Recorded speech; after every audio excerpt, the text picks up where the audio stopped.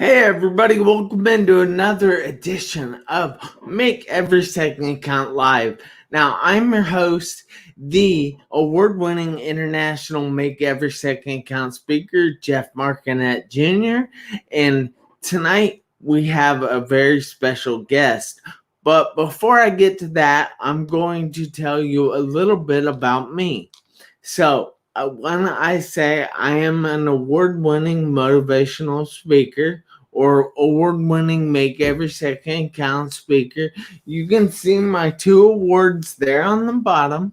So I'm not just pulling your leg. You can see me there with all kinds of people from all over the place. And then I was involved in a serious car accident. I spent 2.5 months in a coma and 3.5 in the hospital. And people told me the whole time that there would be things I wouldn't be able to do.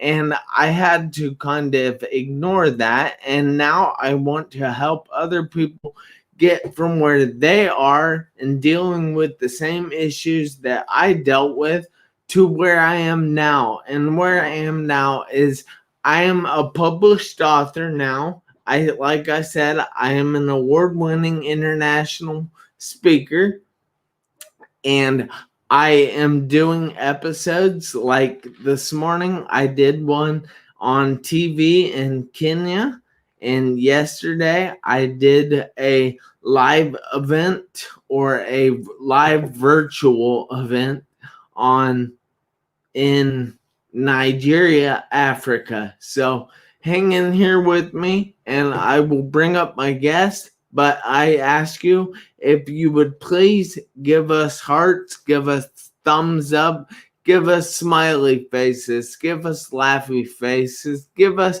hatred faces. It doesn't matter. Just give us something. And don't forget to share this video out. Invite people to watch this video because you never know whose life we are going to be able to change or even possibly save. So I would like to introduce you to Ryan the Man Dunphy. Hello, everyone. Thank you so much for that welcome, Jeff. I just want to celebrate you for a second and your drive and that never-ending positivity. I love your backstory. I'm grateful to know you, and I'm excited for everything you're going to do. Well, thank you, Brian. And if you would like to take a minute here and introduce yourself, tell everybody where you're from, who you are, what you do, and why you do what you do. I'm going to be inviting people on my phone and sharing this episode to all kinds of groups, as long as I don't end up in Facebook jail. That sounds great. All right. Well, thank you so much, Jeff. For everybody, I am Ryan Dunphy. Yes, just like the Dunphys on Modern Family, Dunphy. And I live in Bethlehem, Pennsylvania. I am currently in New Jersey, in the house that I grew up in Warren County, Northwest Jersey, in a very, very rural spot. And I grew up very active, playing outside, playing sports, camping, fishing, hiking, doing all kinds of stuff. So I knew I always wanted to be in a field where I could move around. So I got into health and exercise science at Rowan University down in South Jersey, formerly Glassboro State. And I went to school for health and exercise science with a concentration in health promotion and fitness management. I worked in corporate fitness for a while, medically based fitness for a while. And over the years, I saw a really big theme of too much stress costing people their health, their happiness, their time, and their money. So I wanted to get a little higher up the river in the prevention game. So I got into coaching and speaking. And now I focus primarily on the corporate market, and I speak to companies on time management for profitability by stress reduction.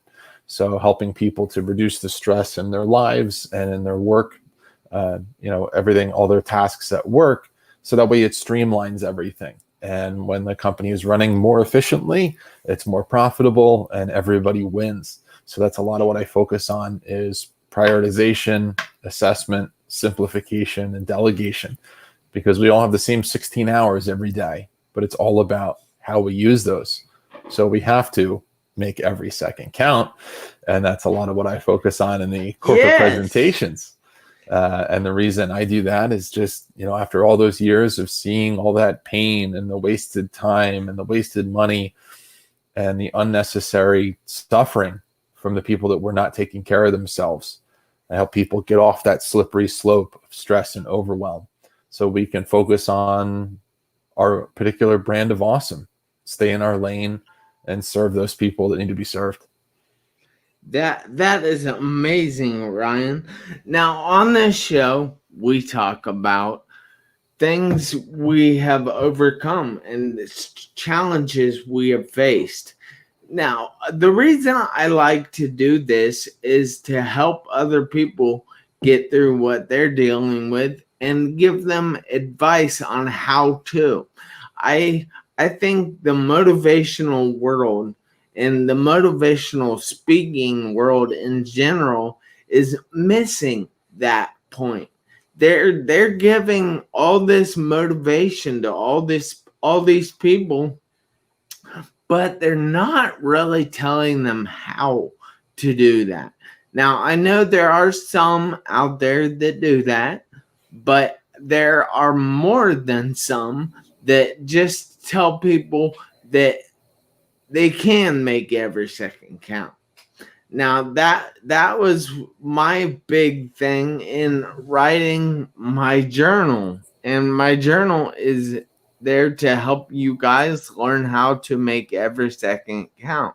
Now, if I can find this one thing, all right, here it is. You can download the first 7 days of my journal and learn to make every second count at jeffmarconettejr.com. So that's pretty awesome. I hope you guys all check that out. But right now, Ryan, I would like to talk about what you have been through, what you have faced in your life. Sure. Well, just going off of what you said about people talking about the motivation of it, but not the how to, just to share something with the listeners that I share in those corporate presentations is that we need to take control of our time, and everything else trickles down from that. So in 2020, Jeff, do you feel that there is more stress or less stress than there was 5 years ago? Well, I would have to say more, Ryan, more. Okay. So a lot of that is due to these smartphones. Yes. Which are wonderful tools, but can be very distracting and really derail your day, oftentimes without you realizing it.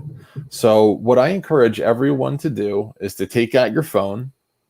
If you're listening to this on your phone, you're going to have to do it after the presentation. But what I want you to do is open up your phone, and I want you to see, are you greeted by a bunch of apps, or do you just have your background and the 4 most commonly used apps?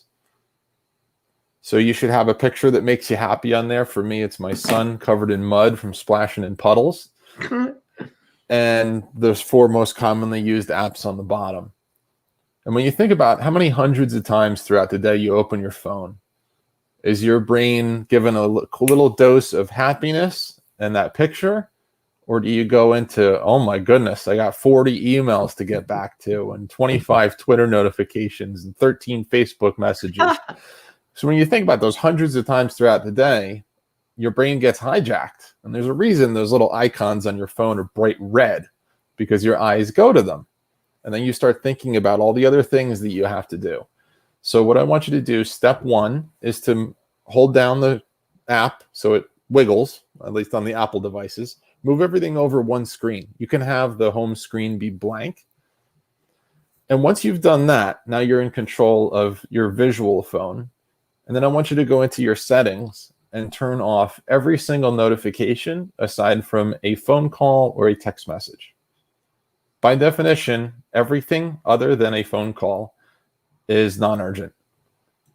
A lot of people do view text messages as urgent, so you can leave that notification on if you would like.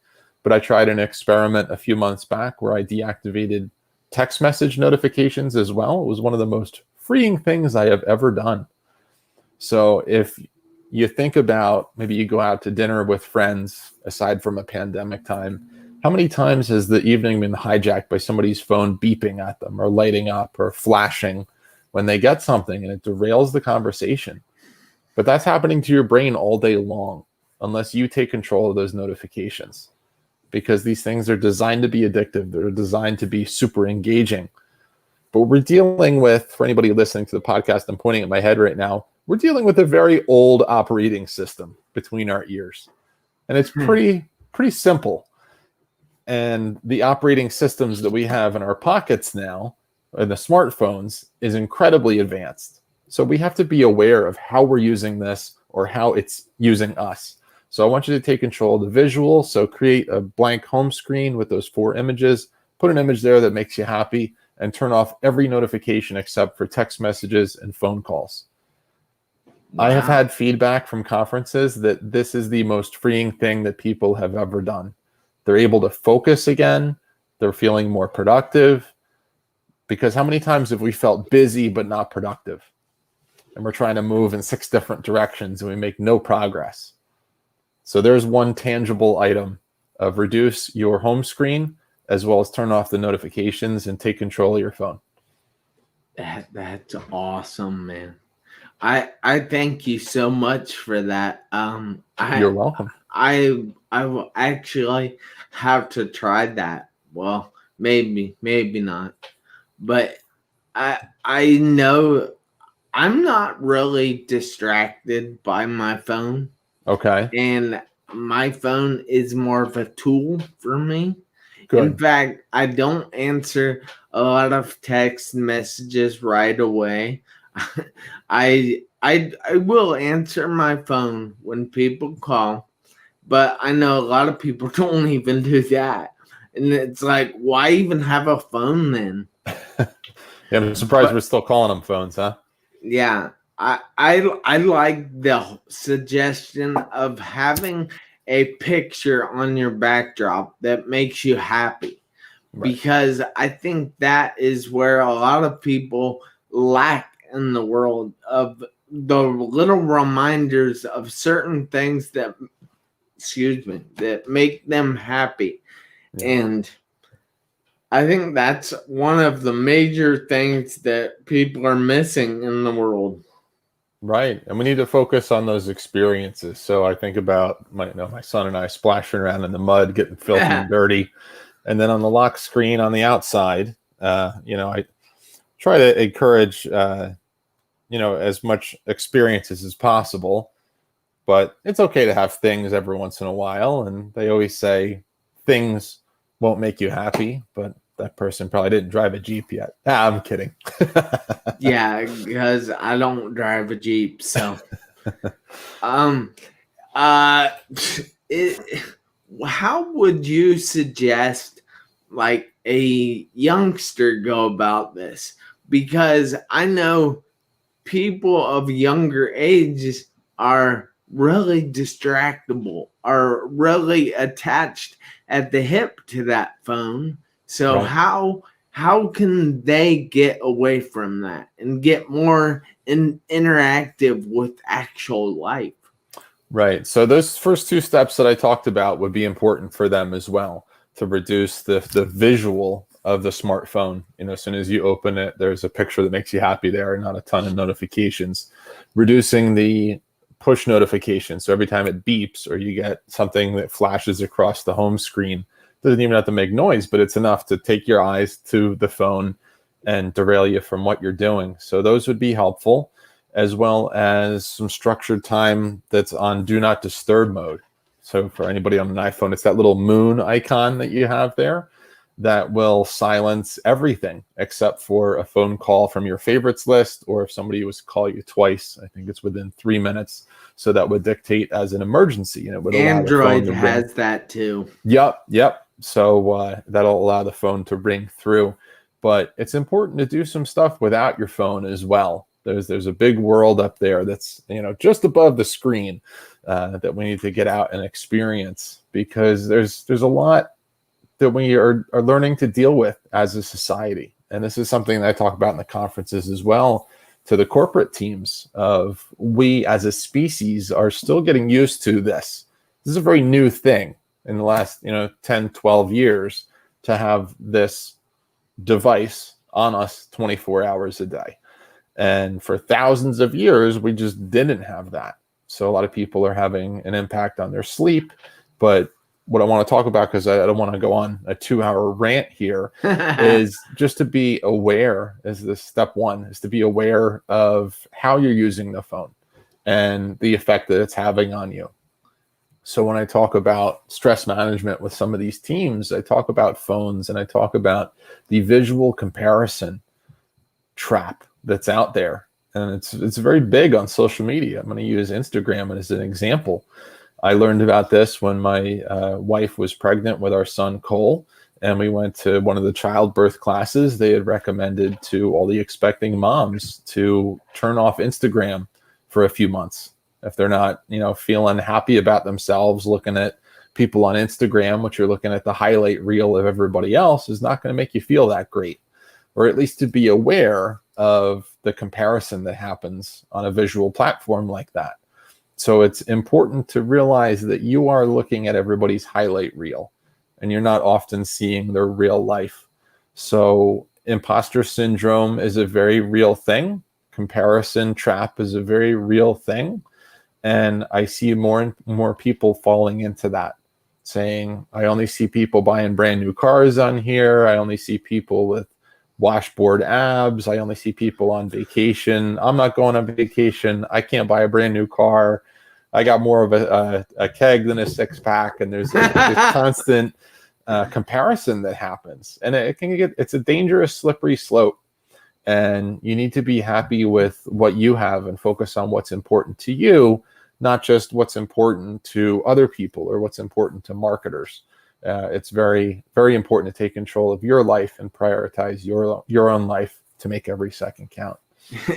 Yeah, but I know from reading Amy Cuddy that she's I think the first person to come up with imposter syndrome.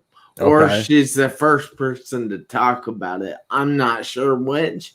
But is imposter syndrome something that you deal with? Is it something that everybody deals with? And how can they get over that imposter syndrome?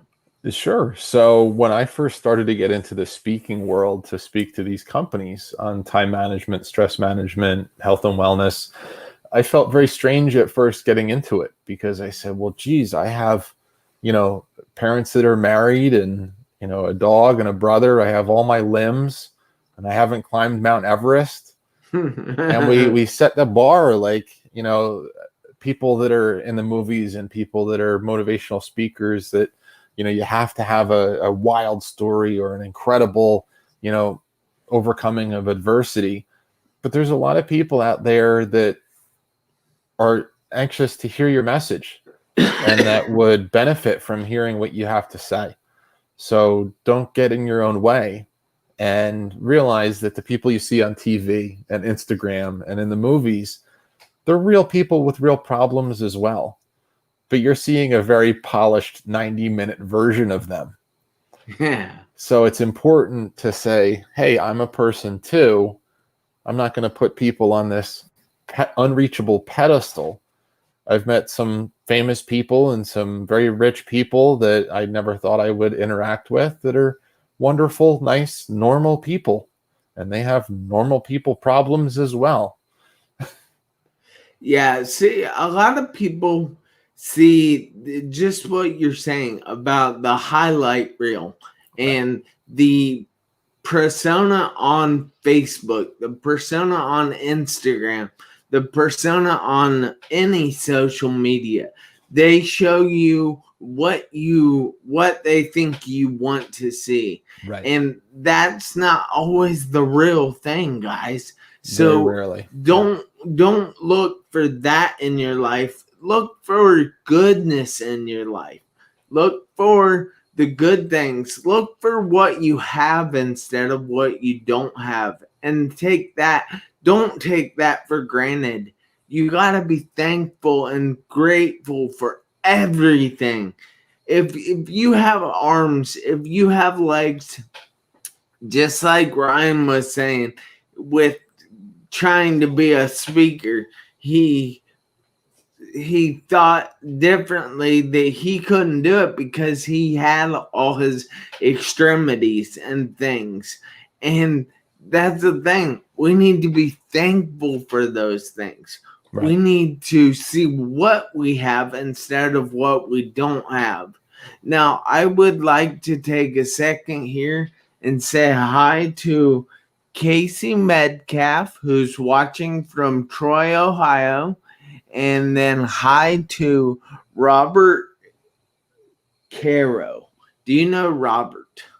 I don't yet, but hello, Robert. Hi, Robert. I don't know Robert either, but it's nice for you to watch this. I'm glad you joined us. Remember, we're on every Tuesday night at 7 p.m. Eastern Time, where I talk to a different guest every week about things they have gone through and ways to get over to them, or leadership and all kinds of different techniques to accomplish things. So I know you were talking before, Ryan, about another obstacle that you went through that you were telling me about, I think. We talked about imposter syndrome before we hit record. Yeah. All right. Oh, Robert is from Daytona Beach, Florida. Well, that's a fun town. I've been down there before. Yeah, driving on the beach. Mm-hmm. So, is there anything in your personal life that you have gone through that you haven't told a lot of people? So one interesting thing about me is that I'm very into the outdoors. I'm into hiking and camping and kayaking and biking and stuff like that. But there was a time when I was very afraid of the outdoors. When I was 8 years old, I was attacked by a rabid fox. Actually, right in my driveway. We live in a very rural area, and the thing grabbed a hold of me and got my leg pretty good. Got a bunch of stitches and rabies shots, and after the recovery, I was quite scared of the woods. But long story short, and I'll spare you all the gory details, but the fox was destroyed, and I had to overcome that fear and go back out into the woods. And I did. And I had to embrace that and step into that unknown. And because of that day of going back out there to play in the woods that I always played in, I overcame that fear. And if I didn't do that, I wonder where else in my life I would be paralyzed not to take action in fear of something that doesn't exist, but it exists in your head of what if this happens? What if that happens? But we need to push through and embrace that adventure. What would you say is the best way to overcome that fear? I think that stepping into a new decision or a new commitment with a degree of positivity and certainty is very important. And just realizing that when you make a decision or you start going down a new path, the support that you need will reveal itself. You just need to be willing to look for that and willing to go after that and enlist their help and be okay with that on the journey, because none of us are doing this alone. There was a huge team of people that designed the computer that I'm speaking on with you right now. There was a team of people that designed these headphones. There was a team of people that made StreamYard. We do nothing alone, and we have to embrace the support along the way. Yeah, that's pretty amazing. I have noticed one commonality in most of the people that tell about things they have overcome, and that is a good support system. How important is that support system? Vital. And who do you think should be in somebody's support system? Everybody should enlist the help of somebody or a group of people that's helpful to them. If anybody is a Marvel fan, Captain America said in one of the films, you can do it by yourself, but the nice thing is you don't have to. You can enlist and be part of a group, or if anybody is a Lord of the Rings fan here as well, we spoke about this on Jake Ballantyne's Mastermind today, and the power of deciding and committing. And when we think about that scene when they're all trying to decide what to do with the ring, and Frodo steps up and says, "I will take the ring, but I don't know how to get there." And then right after he says that, things calm down and the right people step up to say, "I will help you on your journey, and I will help you on your journey." And everybody is able to lend their hand in their expert zone or with their specific skill. And about 45 feet into the journey all the way to Mordor, Frodo says, he turns around and he goes, "Is it left or right?" When they get to the end of the hallway. I said, "Left." And he goes, and then the movie continues, but you have to step into that unknown and just keep taking one step at a time and trusting those people that are there to support you. Man, that is some great advice, and I thank you for telling that, because that is just so helpful to so many people. But I also would like to say, guys, that you can go to YouTube and watch every previous episode I have done. And that is pretty powerful and pretty valuable, that you can go there and watch all these episodes with all these people. And I'm so happy that I can give that to you. That is completely free. And so is the first 7 days of my journal. And I know I keep talking about that and talking about that and talking about that. I shouldn't say that again. But it's just so powerful. That journal is designed to help you.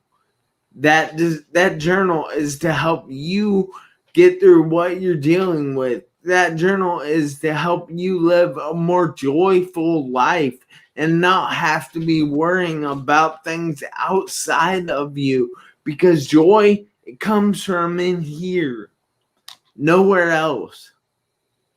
So check out my YouTube channel at www.youtube.com/C/Jeff Marconette Jr.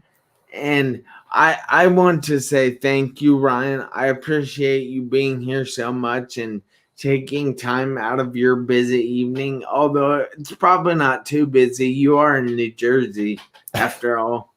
Yeah, I worked right up until our call, and I appreciate you, Jeff. Thank you for putting your positive messages out in the world. We need them, especially this year, my friend. Well, I really do appreciate you, and I appreciate all our viewers out there. And Robert Caro says, "Great interview, thanks." And Casey Medcast says, "Talking about the fox. Wow, that's not good. I would be scared too."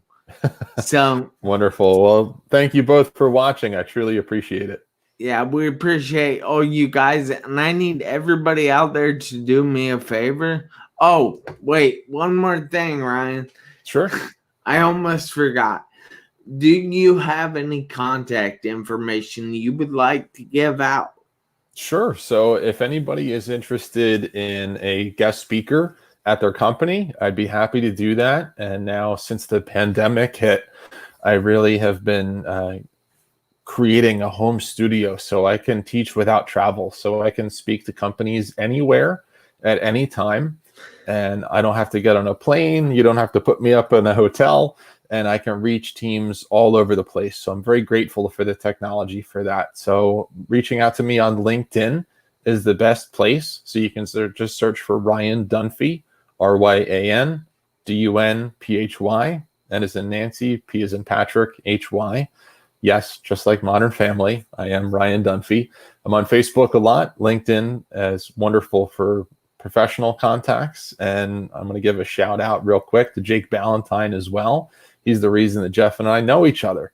He runs the Speakers, Authors, and Coaches Network. So if anybody else listening is a new or aspiring speaker, author, or coach, or they're updating into the digital world, we have a wonderful community for that called the Speakers, Authors, and Coaches Network Facebook group. There's 9,000 other amazing people in there. That's how I met Jeff. Yep. And I'm one of those amazing people in that group. So yes, definitely check that group out. And you guys have to do me a favor, though, including you, Ryan. Sure. You have to make every second count. Why, you might ask? Well, you never know when those seconds are going to run out on your one life. So, guys, do me that favor. Make every second count. See you later. Have a great night.